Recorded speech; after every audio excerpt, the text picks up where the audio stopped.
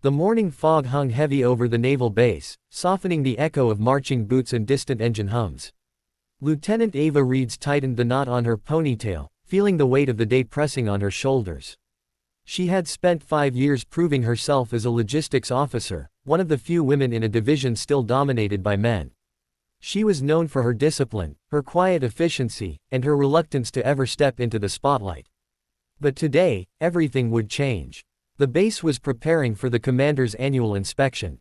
Commander Hale was a legend, ruthless, sharp, and unflinchingly loyal to the Navy.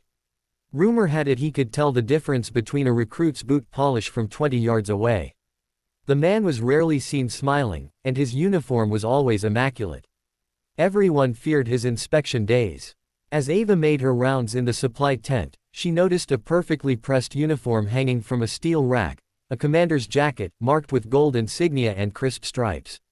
Her assistant, Petty Officer Juno, hurried over. "Ma'am, we're just finishing inventory for the inspection. That's Commander Hale's spare uniform." His aide dropped it off for pressing. Ava nodded. "Got it. Make sure it's spotless." But then a sudden gust from the open tent flap sent a spray of muddy water from a passing truck right onto the hanging uniform. Juno gasped. "Oh no." Ava didn't think. "Get a clean cloth. Now." She grabbed the jacket, rushing it to the nearby laundry area. The storm outside worsened, rain hammering the tin roof. As she reached the cleaning unit, another officer stumbled in, arms full of wet gear. In the chaos, her uniform was drenched too. Ava sighed, frustration biting her nerves. Just perfect. She peeled off her wet jacket and hung it beside the commander's, then glanced around. Everyone was scrambling. Steam hissed from machines. Orders shouted. She could barely think. Her heart pounded as she saw the inspection clock, less than 30 minutes left. Without thinking twice, she took the commander's uniform to a corner table and began carefully pressing it herself. She handled every fold, every button, as if it were sacred. Then Juno's voice pierced the noise. "Lieutenant, the commander's aide is looking for his jacket." Ava froze. She looked down, mud still faintly smeared near the cuff. She had no time to dry clean it again. She bit her lip, looked around for a quick solution, and, out of sheer desperation, slipped into the uniform to test how it looked after cleaning. Maybe body heat would help it settle, maybe she could catch any remaining flaws. The moment the jacket slid over her shoulders, something shifted inside her. The weight of the fabric, the authority of the insignia, it felt foreign, powerful. She looked at herself in the cracked mirror. For a second, she didn't see Ava the quiet logistics officer. She saw someone who could command an entire deck. She whispered, half to herself, "Commander Ava Reeds." Then the tent flap burst open.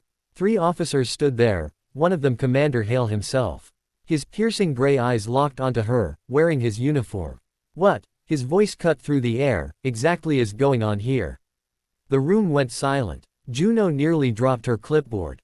Ava's mouth went dry. "Sir, Commander, I can explain," she stammered, stepping forward. "There was an accident." "The uniform got what?" Hale's eyes narrowed. "Dirty. And you decided to wear it." "It was soaked in mud, sir. I cleaned it myself and put it on to test the press lines." "I meant no disrespect." The tension was unbearable. Hale stepped closer, towering over her. "Do you realize what wearing a commander's insignia without rank authorization means, Lieutenant?" "Yes, sir." Her voice cracked. "It's a violation of uniform code." He studied her for a long moment, his jaw tight. Then, to everyone's shock, he said quietly, "Follow me." They walked through the rain in silence. He led her to the operations hangar, a cavernous space filled with SEAL teams prepping for deployment. The sound of gears and boots echoed like thunder. He stopped near a mission board. "Do you see this?" he said, pointing to a logistics map filled with markers. "This operation failed last year because of supply errors. The wrong gear in the wrong sector. I lost 2 men. He turned to her. "You handle logistics. You know how fragile the chain is. You understand precision." "Yes, sir," Ava said softly. "And yet," he continued, "you cared enough to clean and protect something that didn't belong to you. Even risk embarrassment doing so. That's rare." Ava blinked, caught off guard. "Sir." He exhaled slowly, his tone softening. "Don't think I didn't notice you these past months. You keep this base running, and no one gives you credit. You think leadership is only about stars and stripes. She swallowed hard. No, sir. He studied her again, the anger from before fading into something thoughtful. You put that uniform on, and for a moment, you carried it like it was yours. That tells me something. She didn't know how to respond. Her heart was pounding for an entirely different reason now. Commander, she said carefully, I didn't mean to. I know what you meant, he interrupted. And I know when someone's got more potential than they realize.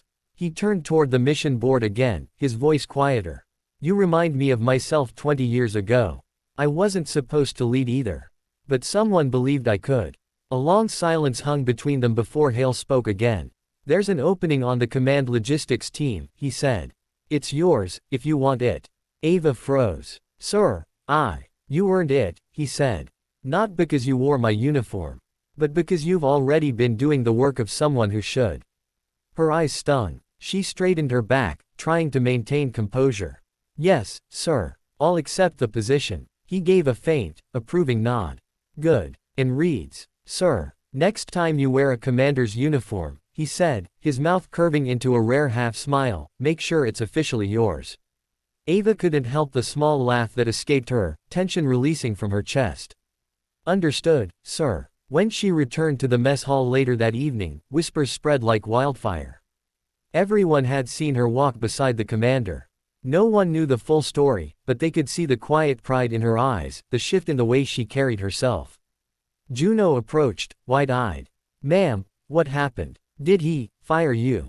Ava smiled faintly. Not exactly. She looked down at her hands, still faintly smelling of starch and detergent. Let's just say the uniform fits a little better now. That night, as the rain eased and the base lights flickered across the wet tarmac, Ava stood alone by the waterline. She could see her reflection rippling in the waves, no longer the woman who hid behind her duties, but someone who had finally stepped into command. She whispered softly into the night air, what happened next, changed my life forever. And from that day on, every time she buttoned her new jacket, her own commander's uniform, she remembered the moment she first put one on by accident. The moment that taught her the difference between wearing authority and earning it. The base never forgot either. Because sometimes, the smallest mistake becomes the moment that defines everything that follows.